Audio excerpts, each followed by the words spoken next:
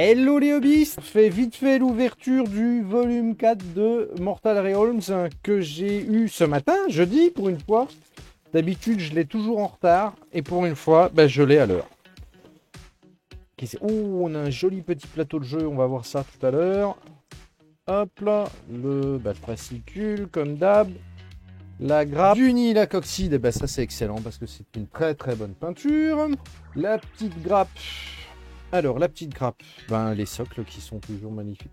Et ça, j'adore. Les socles sont vraiment superbes. Il n'y a quasiment rien à faire. C'est juste de la peinture. Je vous fais un gros plan comme pour les figurines. Que vous voyez un petit peu. Franchement, les socles, ils sont superbes. Les figues sont bien détaillées. Il y a plein de petits accessoires de socles. En plus, là, je vois le corbeau, là. Franchement, c'est les Glaive Race, si je me trompe pas, ça... au niveau des références Games Workshop. Et eux, ils ont traduit ça par Rhoder Astspectre. On va regarder ça quand même. Et ouais, c'est immense en fait. Ah oui, c'est un gros tapis de jeu. Ah ça, c'est bien par contre. Ça, c'est très très bien. Ça, c'est très très bien. Ah non, c'est un immense tapis de jeu en fait. Je vais passer sur l'autre cam pour que vous voyez. Je vous le montre. C'est un très grand tapis de jeu. Il est double face. Et ça, c'est très très sympa. Il est énorme, double face. Le papier est quand même vachement épais. C'est bien imprimé, c'est sympathique. Très agréable. Et donc, le fascicule.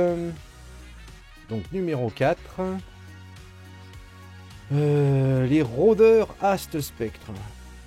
Ça va être vachement pratique à prononcer, ça. Je pense que Glaive Race, c'est un petit peu plus simple.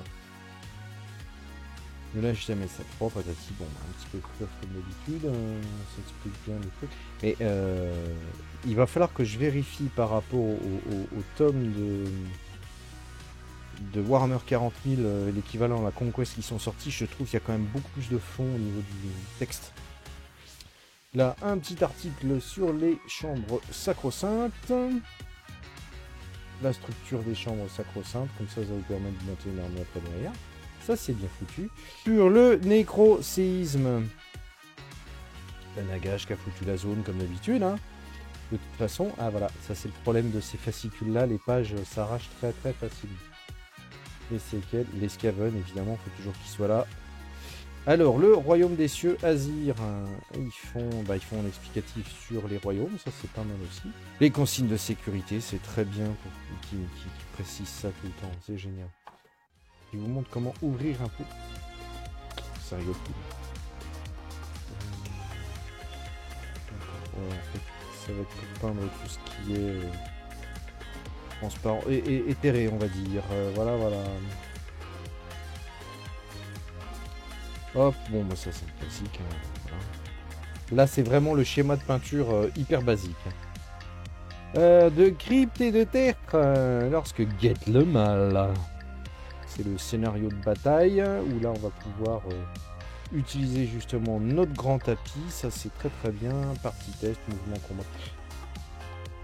Ils sont quand même assez épais, je trouve, les fascicules. Je trouve ça pas mal. Et donc dans le numéro 5, Xandria Azure Bolt, donc la figurine exclusive de Mortal Realms. Et le 6, les épines de la Reine des Ronces. Non, les épines de la Reine des Ronces arrivent, ouais, voilà, c'est ça. La Briar Queen, si je ne me trompe pas, c'est la bande pour Warhammer Underworld. Là, vous la topez à 10 balles au lieu de, c'était 28 à l'époque, je crois. Ou 22,50, donc là, ça vaut le coup. Voilà, la figue, là, 10 balles, ouais, ça va faire peut-être un petit peu chéro, mais c'est une figue exclusive. Du coup, je suis pas sûr de la prendre. Je suis pas sûr de la prendre parce que ça reste de l'Incantor. J'en ai déjà plein des Incantor. Enfin, plein, non, mais j'en ai. Donc, je suis pas sûr de la prendre. Voilà. Je vais faire une vérif par rapport au tarif Games. Au niveau des grappes, vous en avez pour 12 € pour cette grappe là. Hein. Et puis le fascicule plus le petit terrain et le pot de peinture. Le pot de peinture c'est 3 et des brouettes, donc 12, 15, on est déjà à plus de 15 euros, plus le petit tapis de jeu. Donc on fait une bonne économie puisque moi j'ai payé ça 9,99, donc 10 euros.